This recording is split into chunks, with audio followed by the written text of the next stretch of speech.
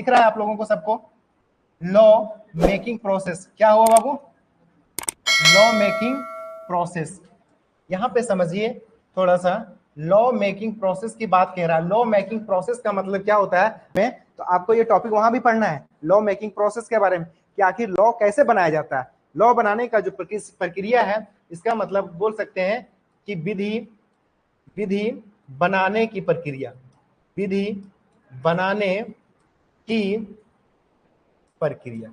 अभी इसका पूरा हम लोग यहाँ पे डिटेल से नहीं देखेंगे कैसे पारित होता है। आमतौर पर मैं जनरल बता देता हूँ कैसे होता है। मान लीजिए कि अगर पार्लियामेंट में बनाना है, कहाँ पे बनाना है बाबू? पार्लियामेंट से अगर किसी लॉ को बनाना है तो पार्लियामेंट के पास 3 अंग होता है। कितना अंग है बाबू? 3 है। एक हमारा है लोकसभा, दूसरा हमारा राज्यसभा, और तीसरा में क्या है हमारा? प्रेसिडेंट। क्या है बाबू? प्रेसिडेंट है, ये है। अब यहाँ पे समझिए कोई भी लॉ जब बनता है तो उसके पहले बिल लाया जाता है। क्या लाया जाता है? बिल लाया जाता है। बिल का मतलब होता है विधेयक। क्या होता है बाबू? विधेयक। और इस विधेयक को या तो इस हाउस में लाया गया हो, लोकसभा में, या फिर कहां पे लाया गया हो? राज्यसभा में। अब इस बिल पर पहले क्या होता है? पक्ष विपक्ष का पहले डिबेट होता है, बहस होता है, चर्चा होता है, परिचर्चा होता है, क्या इसमें जोड़ा गया है, क्या हटाया गया, इन तमाम बातों पर बातें होती है। उसके बाद ये इस हाउस से जब पास हो जाएगा तो फिर हमारा हो सकता है इस हाउस में पास हो जाए। दोनों हाउस से जब ये पास हो जाएगा तो फिर लास्ट में हम लोग क्या करते हैं? इसको भेज देते हैं कहां पे? प्रेसिडेंट के पास। और प्रेसिडेंट जब इसमें क्या कर देते हैं? अपना एसेंट दे देते हैं। क्या देते हैं बाबू? एसेंट देते हैं, मतलब सहमति दे देते हैं, है ना? सहमति देते हैं। इसका मतलब है कि जब ये साइन कर देते हैं तो ये बिल जो है किस फॉर्म में आ जाता है? ये एक्ट बन जाता है, कानून बन जाता है, लॉ बन जाता है। ठीक है, तो ये प्रोसेस होता है। सेम इसी तरीके से हमारा विधानसभा और विधान परिषद से पारित होने के बाद गवर्नर जब साइन कर देंगे तो सेम प्रोसेस हमारा लॉ बनता है। तो ये जो प्रोसेस लाया गया है, ये प्रोसेस कहां से लाया गया है? हमारा ब्रिटेन के कॉन्स्टिट्यूशन से, ब्रिटिश के कॉन्स्टिट्यूशन से। यहां तक क्लियर है चीजें? जुडिशियल रिव्यू, हाँ जुडिशियल रिव्यू यहां से नहीं लिए हम लोग। जुडिशियल रिव्यू कहां से लिए? आगे हम लोग यहाँ पे देखेंगे। ये देखिए जुडिशियल रिव्यू। हाँ, जुडिशियल रिव्यू कैसे होता है? मान लो तुम अगर कोई कानून बना दिया, वो कानून अगर असंगत है, किसके साथ? मौलिक अधिकार के साथ। तो मौलिक अधिकार के साथ असंगत है और लग रहा है कि इस पे कुछ जांच होना चाहिए, तो जुडिशियल रिव्यू का पावर किसके पास है? सुप्रीम कोर्ट के पास है। तो सुप्रीम कोर्ट क्या करेगा? अपना पावर का यूज करते हुए वो क्या करेगा? जुडिशियल रिव्यू करेगा। और जुडिशियल रिव्यू करके या तो अगर अनकॉन्स्टिट्यूशनल होगा तो उस लॉ को खारिज कर देगा। आप लोग चाहे जितना भी मेहनत किए हो, यहाँ पे कोई फायदा नहीं। हो जाता है ना इस तरह से? तो यहां तक समझ में आया? आगे चलते हैं। अब यहाँ पे देखिए नेक्स्ट है हमारा सोर्स। यूएस का सोर्स लिया है, कहां से? यूएसए का सोर्स से, यानी अमेरिका के कॉन्स्टिट्यूशन से हम लोगों ने क्या क्या लिया हुआ है? फंडामेंटल राइट्स लिए हुए हैं। क्या लिए हुए हम लोगों ने?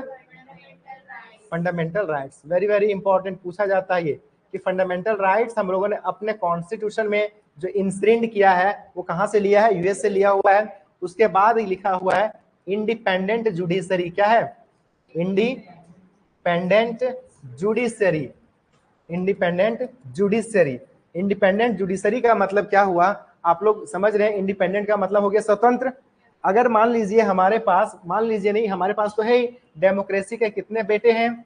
3 बेटा है। कौन सा? Legislative, executive and judiciary. इसमें से सबसे स्वतंत्र किसको रखा गया है? किस स्तंभ को? जुडिशरी को। अगर मान लो बाबू कि जुडिशरी को अगर हम इंडिपेंडेंट नहीं रखेंगे तो न्याय व्यवस्था क्या हो सकता है? इन्फ्लुएंस हो सकता है। होगा कि नहीं? पता चलेगा कि जिसका सरकार आया उसी का फैसला होने लगा। डर से हो सकता है इस सब चीजों को। तो यहाँ पे कहा गया है कि जुडिशरी को क्या रखना है? इंडिपेंडेंट रखना है। इसीलिए जुडिशरी को इंडिपेंडेंट रखने की जो बात कहा जाता है वो अमेरिका के संविधान से हम लोगों ने अडॉप्ट किया है। नेक्स्ट जो है हमारा वह है जुडिशियल रिव्यू। क्या है बाबू? Judicial review. Judicial review. Judicial review का मतलब है कि न्यायिक समीक्षा या न्यायिक पुनर्विलोकन। जैसे उसका हम जांच कर लें कि वाकई में जो हमारा कॉन्स्टिट्यूशन आधारित लॉ बनाया गया है यह अनकॉन्स्टिट्यूशनल लॉ है, तो उसी को चेक करते हैं। इसका मतलब है क्या चीज चेक करते हैं? इसका मतलब हम लोग लॉ का कॉन्स्टिट्यूशनैलिटी, क्या कॉन्स्टिट्यूशनैलिटी को चेक करते हैं कि ये संविधान से मिलता जुलता बातें हैं या फिर इससे बियॉन्ड है। ठीक है, तो यहाँ पे चेक करने की व्यवस्था है हमारे पास। आगे क्या बोलता है कि इम्पीचमेंट ऑफ प्रेसिडेंट। क्या है बाबू?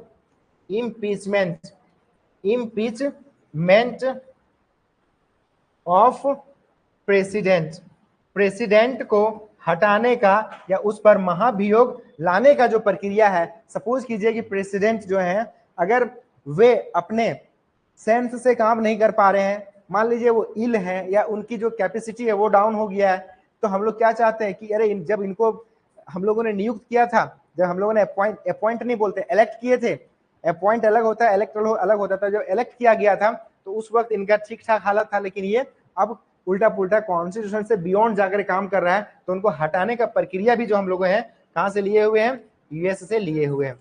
अब यहाँ पे जब प्रेसिडेंट का लिए हुए हैं तो साथ साथ में हम लोग यहाँ पे रिमूवल ऑफ इसका, रिमूवल ऑफ वाइस प्रेसिडेंट, ठीक है। अभी वाइस प्रेसिडेंट ने कल क्या दिया, इस्तीफा दे दिया है, ठीक है, याद है यहां तक। कहां पे, ये सुप्रीम कोर्ट और हाई कोर्ट के जजेस का, उस छूट गया वो ना। अच्छा ठीक है, तो यहाँ पे इसके साथ पहले देख लिए हम लोगों ने प्रेसिडेंट एंड वाइस प्रेसिडेंट का देख लिए। अब आगे देखते हैं हम लोग इसके साथ में ही क्या देखते हैं। तो अब इस्तीफा दे दिया उन्होंने, जब इस्तीफा उनका एक्सेप्ट हो जाएगा तो उसके बाद वो वाइस प्रेसिडेंट नहीं रहेंगे, अब वो चाहेंगे फिर से ज्वाइन करें, ठीक है। तो उसके लिए फिर से वही प्रोसेस होगा जो इलेक्शन का प्रोसेस होता है, हाँ, फिर से उनको सांसद वोट करेंगे तभी होगा फिर।